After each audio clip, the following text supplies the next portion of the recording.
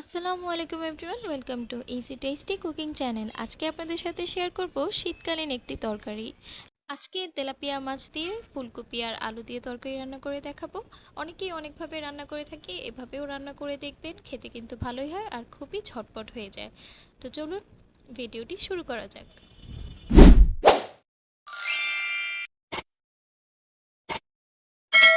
এখানে আমি তেলাপিয়া মাছগুলোকে ধুয়ে পরিষ্কার করে নিয়েছি, স্বাদমতো লবণ আর কিছুটা হলুদ গুঁড়ো দিয়ে। এখন আমি ভালো মতো এগুলোকে মেখে নেব, আর কোনো কিছু অ্যাড করতে হবে না। তো হলুদ আর মরিচটা যেন ভালো মতো মাছের গায়ে লাগে, তো সেজন্য ভালো মতো মাখিয়ে নিচ্ছি। এখানে একটা কড়াইতে পরিমাণ মতো তেল দিয়ে কড়াইটা একদম ভালো করে গরম করে নিয়েছি। আর এখন মাছের পিসগুলোকে দিয়ে দিচ্ছি, সবগুলো একসাথে দিয়ে ভেজে নেব।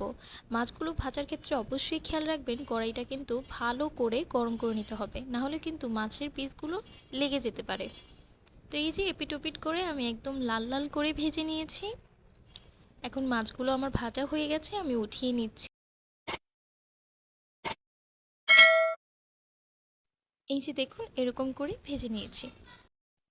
এখন একটা কড়াইতে সেই মাছ ভাজার তেল দিয়ে দিয়েছি। আমার কাছে তেলটা কম মনে হয়েছিল, তাই আরও কিছুটা অ্যাড করে দিয়েছি। তো এরপর আমি এখানে সামান্য পরিমাণে পেঁয়াজ কুচি দিয়ে দিয়েছি। এখন পেঁয়াজটাকে হালকা একটু নরম করে নেব, অত লাল করে ভাজবো না।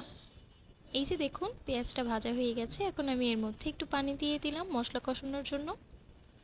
এর মধ্যে দিয়ে দিলাম স্বাদ মতো লবণ।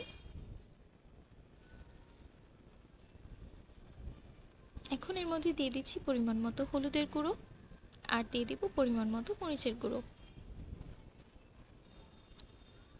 এই তো এখন মশলাটাকে ভালো মতো কষিয়ে নিব।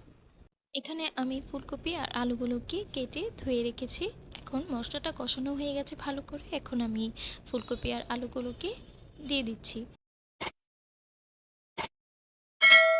ফুলকপি আর আলুগুলোকে এখন মশলার সঙ্গে মিশিয়ে নিচ্ছি। এখন এটাকে একটু কষিয়ে নিব। তো ঢেকে রেখে দিলাম। কিছুক্ষণ পর ঢাকনাটা খুলে একটু নেড়েচেড়ে দিচ্ছি। এরই মাঝখানে আমি ঢাকনাটা খুলে কষানোর জন্য সামান্য একটু পানি দিয়ে দিয়েছিলাম, তো সেই ক্লিপটা স্কিপ হয়ে গেছে।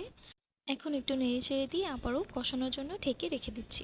কিছুক্ষণ পর ঢাকনাটা খুলে একটু নেড়েচেড়ে দিচ্ছি। দেখুন, ফুলকপি আর আলুগুলো কিন্তু প্রায় সেদ্ধ হয়েই আসছে। তো এই মুহূর্তে আমি একটু নেড়েচেড়ে দিয়ে কয়েকটা কাঁচামরিচ ফালি অ্যাড করে দেব। তো ঝালটা আপনারা আপনাদের টেস্ট অনুযায়ী অ্যাড করে দেবেন। তো এখানে আমি কয়েকটা কাঁচামরিচ ফালি অ্যাড করে দিচ্ছি। এরপর আমি একটু নেড়েচেড়ে দিয়ে আবারও কিছুক্ষণের জন্য ঢেকে রেখে দেব। আরও কিছুক্ষণ পর ঢাকনাটা খুলে একটু নেড়েচেড়ে দিচ্ছি। দেখুন, ফুলকপি আর আলুগুলো কিন্তু সেদ্ধ হয়ে গেছে। তো এখন আমি এখানে পরিমাণ মতো ঝোলের পানি দিয়ে দিচ্ছি। তো আপনারা আপনাদের পরিমাণ মতো দিয়ে দিবেন। এখন ঝোলের পানিটা দিয়ে আমি একটু নেড়েচেড়ে দিচ্ছি। এখন একটা বলক আসা পর্যন্ত অপেক্ষা করব। তো আমি একটু ঢেকে রেখে দিব। এই তো বলক চলে এসেছে। তো এখন আমি এখানে কিন্তু ভেজে রাখা মাছের পিসগুলোকে সবগুলো এখানে অ্যাড করে দিচ্ছি। মাছগুলো দিয়ে হালকা করে একটু নেড়ে দিচ্ছি। এখন আমি এর মধ্যে দিয়ে দিব কেটে রাখা কয়েকটা টমেটো। টমেটোটা হাতের কাছে থাকলে অবশ্যই দেওয়ার চেষ্টা করবেন, দিলে কিন্তু ভালো হয়, না দিলেও হয়। এখন ঝোলের পানিটা আরেকটু শুকিয়ে নেব, তাই ঢেকে রেখে দিচ্ছি। এই তো একটু পর ঢাকনাটা খুলে একটু নেড়েচেড়ে দিচ্ছি। দেখুন, আমার তরকারিটা কিন্তু হয়ে গেছে, কালারটা কি সুন্দর এসেছে। তো এখন আমি এটাকে কিন্তু একটু পর নামিয়ে নিব। তো নামিয়ে নেওয়ার আগে এখানে আমি কিছু ধনিয়া পাতা কুচি অ্যাড করে দিচ্ছি। এরপর আমি ধনিয়া পাতা কুচিটা দিয়ে আবারও একটু কিছুক্ষণের জন্য ঢেকে রেখে দিচ্ছি। এই তো রান্না কিন্তু হয়ে গেছে। এভাবে কিন্তু অবশ্যই রান্না করে দেখবেন। অনেকেই অনেকভাবে রান্না করে থাকেন, তবে নতুনদের জন্য কিন্তু এটা খুবই হেল্পফুল হবে। ইজি টেস্টি কুকিং চ্যানেল মানেই কিন্তু সহজ এবং ঝটপট রান্না। তো এরকম সহজ আর ঝটপট রান্না দেখার জন্য কিন্তু অবশ্যই চ্যানেলটিকে সাবস্ক্রাইব করে রাখবেন। আর ভিডিওটি কে কোথা থেকে দেখছেন অবশ্যই কমেন্ট করে জানিয়ে যাবেন।